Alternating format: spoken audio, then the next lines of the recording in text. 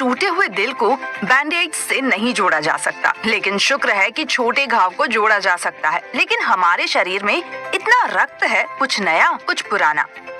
शरीर इस सारे रक्त का प्रबंधन और नियंत्रण कैसे करता है? आज हम इस प्रक्रिया के परिवहन का पता लगाएंगे। उम्मीद करते हैं कि हमारे अंदर कोई मिनी ट्रक ना हो जो सारा खून आगे पीछे ले जाए। हमारे शरीर के भीतर निर्दिष्ट वाहिकाओं में रक्त प्रवाहित होता है, जिन्हें रक्त वाहिकाएं कहते हैं। आइए हम विभिन्न प्रकार की रक्त वाहिकाओं की संरचना और कार्यों को समझें, अर्थात धमनियां, केशिकाएं और शिराएं। मानव परिसंचरण तंत्र में हृदय एक महत्वपूर्ण अंग है। ये प्रभावी रूप से कार्य करता है क्योंकि ये रक्त वाहिकाओं के जाल से जुड़ा होता है।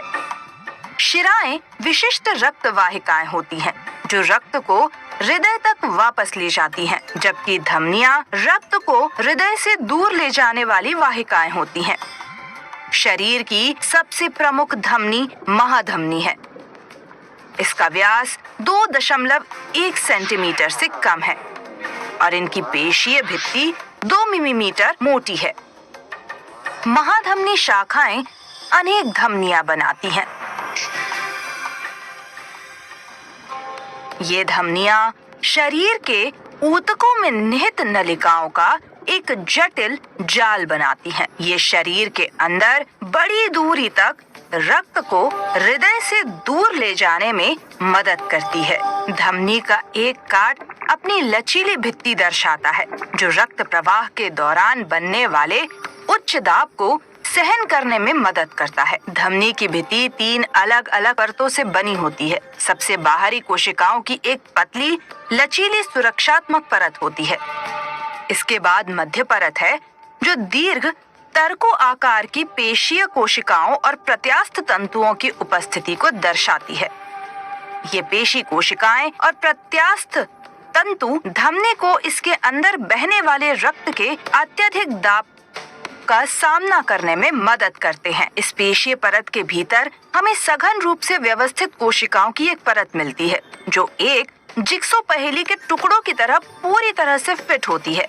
ये परतें मिलकर मजबूत धमनी भित्ति बनाती हैं जो रक्त प्रवाह में मदद करने के लिए उपयुक्त होती है। इस प्रकार हम देखते हैं कि धमनी की भित्ति की संरचना इसके अंदर बहने वाले रक्त पर दाब को कम करने के लिए, वैकल्पिक रूप से खिंचाव और शिथिल करने के लिए उपयुक्त है। इसीलिए रक्त को शरीर के रिमोट भागों तक पहुंचने में कुशलता से सहायक होती है।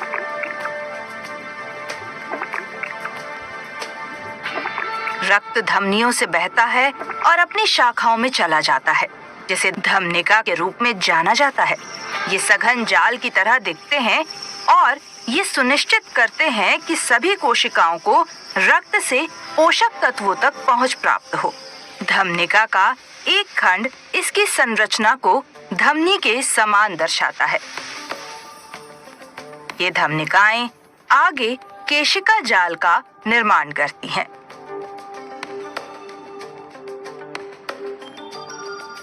ये केशिकाएं बहुत सक्रिय होती हैं और इस प्रकार आरबीसी एकल फाइल में इनके माध्यम से आगे बढ़ सकती है।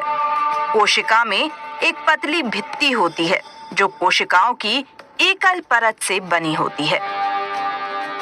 केशिका के अंदर बहने वाली आरबीसी ऑक्सीजन से भरपूर होती है, इसीलिए इनका रंग चमकीला लाल होता है।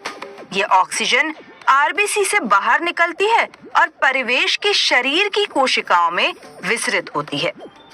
आरबीसी में ऑक्सीजन की कमी से रक्त का विऑक्सीजनन होता है।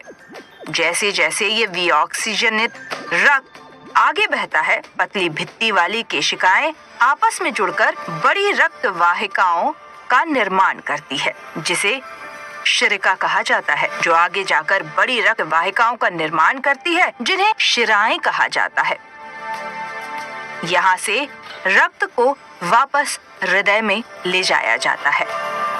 धमनी की तरह शिरा भित्ति भी 3 परतों से बनी होती है। यहाँ हम कोशिकाओं की सबसे बाहरी लचीली परत देखते हैं। पेशीय कोशिकाओं से बनी एक मध्य परत, लेकिन धमनी में देखी गई तुलना में बहुत पतली और दृढ़ता से व्यवस्थित कोशिकाओं की एक आंतरिक परत। 3 परतों के साथ शिरा में एक विशिष्ट संरचना होती है जिसे शिरिका कपाट कहा जाता है, जो धमनियों में अनुपस्थित होता है। ये कपाट ये सुनिश्चित करने में मदद करता है कि रक्त केवल एक दिशा में अर्थात हृदय की ओर बहे और प्रतिवाह को रोकता है। आइए सारांश देखें। हम जानते हैं कि दाब के अंतर्गत रक्त प्रवाह का सामना करने के लिए धमनियों में मोटी भित्ति होती है। केशिकाएं एकल परत होती हैं, जबकि शिराओं में 3 परत वाली भित्तियां होती हैं और विशिष्ट शिरिका कपाट रक्त के एकल दिशात्मक प्रवाह की अनुमति देते हैं।